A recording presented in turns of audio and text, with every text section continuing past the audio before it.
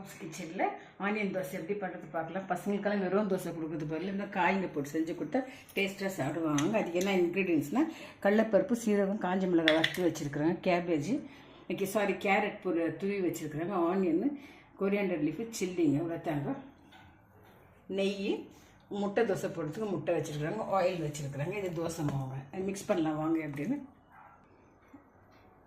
Green chilli போட்டுக்கலாங்க, onion போட்டுக்கலாம், carrot போட்டுக்கலாங்க, மிக்ஸ் பண்ணிடுவாங்க. தோசை சேர்த்து பார்க்கலாங்க. ரொம்ப டேஸ்டியாக இருக்குங்க. 10 நிமிஷம் நார்மல் தோசை கூட இந்த மாதிரி கொடுத்தீங்கன்னா லைக் பண்ணி சாப்பிடுவாங்க. இந்த தோசை ரெடி ஆகிடுச்சுங்க.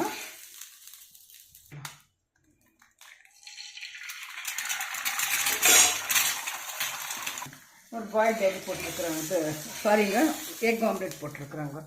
வாங்க ஃப்ரெண்ட்ஸ் எல்லாம் சாப்பிட்லாம். சாப்பிட்டதுக்கப்புறம் தோசை, தேங்காய் சட்னிங்க.